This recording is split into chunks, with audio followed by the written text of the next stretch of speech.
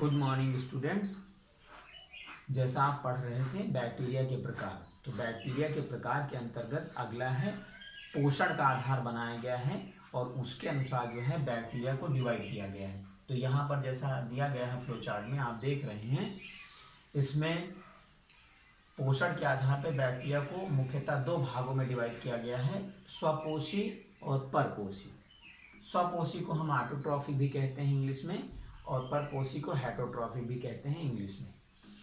तो आगे हम देख लेते हैं एक एक करके। स्वपोषी को फर्दर डिवाइड करते हैं प्रकाश संश्लेषी या फोटोसिंथेटिक में, और दूसरा है रसायन संश्लेषी या कीमोसिंथेटिक में।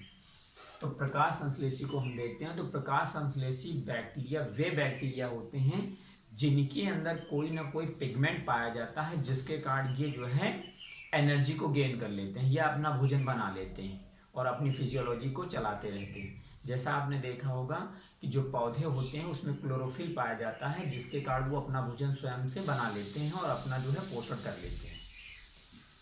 तो इसके अंतर्गत प्रकाश संश्लेषी के अंतर्गत दो प्रकार के हैं बैक्टीरिया, एक बैंगनी व लाल जीवाणु और दूसरा है हरे जीवाणु। तो जो बैंगनी व लाल जीवाणु पाए जाते हैं इनमें बैक्टीरियो परप्यूरिन तथा बैक्टीरियो क्लोरोफिल नाम का जो है पिगमेंट पाया जाता है, जिसके कारण ये अपना पोषण कर लेते हैं। और दूसरे जो हरे जीवाणु होते हैं इनमें पाया जाता है बैक्टीरियो विरिडिन, जिसके कारण जो है ये अपना पोषण कर लेते हैं। अगला है रसायन संश्लेषी। तो रसायन संश्लेषी को जो है चार भागों में डिवाइड किया गया है। पहला है नाइट्रिकारी जीवाणु और दूसरा है लौह जीवाणु, तीसरा है हाइड्रोजन जीवाणु और चौथा है गंधक जीवाणु। तो यहाँ पर एक एक करके हम देख लेते हैं। तो नाइट्रिकारी जीवाणु सबसे पहले हम देखते हैं।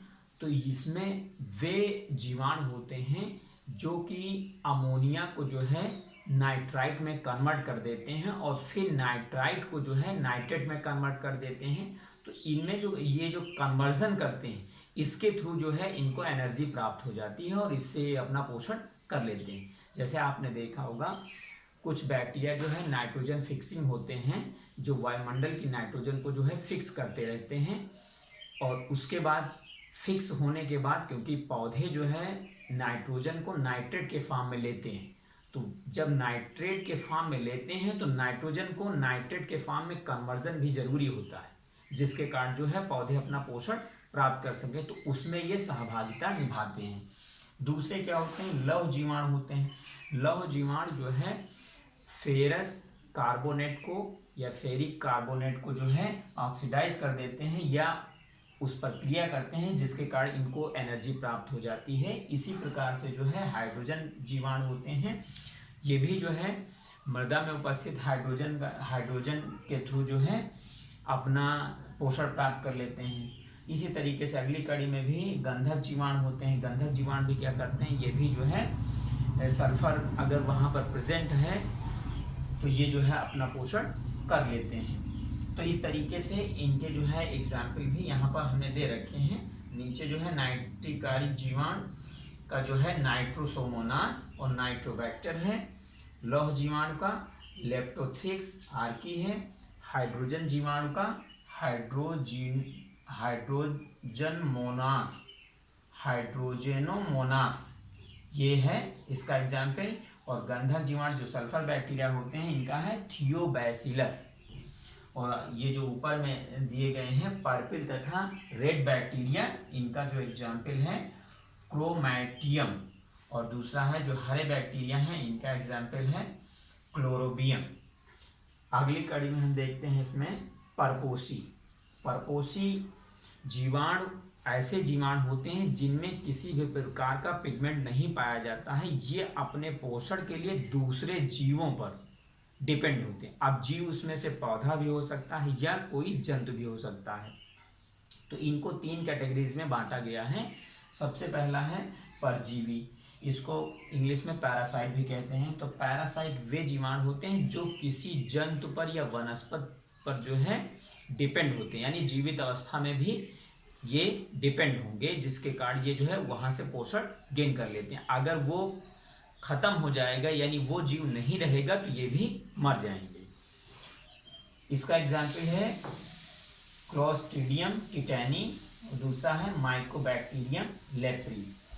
ये टिटनेस जो है रोग उत्पन्न करता है और ये जो है लेप्रोसी रोग उत्पन्न करता है। दूसरा है मृतोपजीवी, यानी इसको हम इंग्लिश में सैप्रोफाइटिक कहते हैं, और ये ऐसे जीवाणु होते हैं जो पौधों तथा जंतुओं के मृत शरीर से अपने पोषण को गेन करते हैं।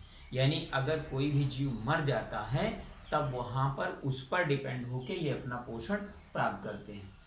तीसरा है सहजीवी, या इसको हम सिम्बायोटिक भी कहते हैं।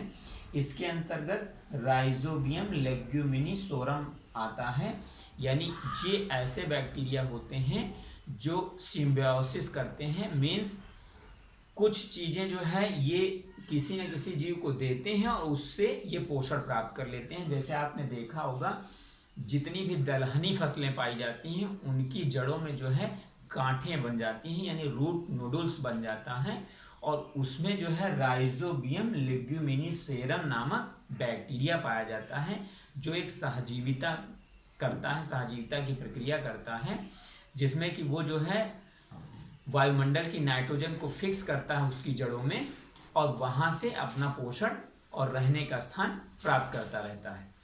तो इस प्रकार से आपने देखा कि पोषण के आधार पर इतने टाइप के बैक्टीरिया यहाँ पर पाए जाते हैं।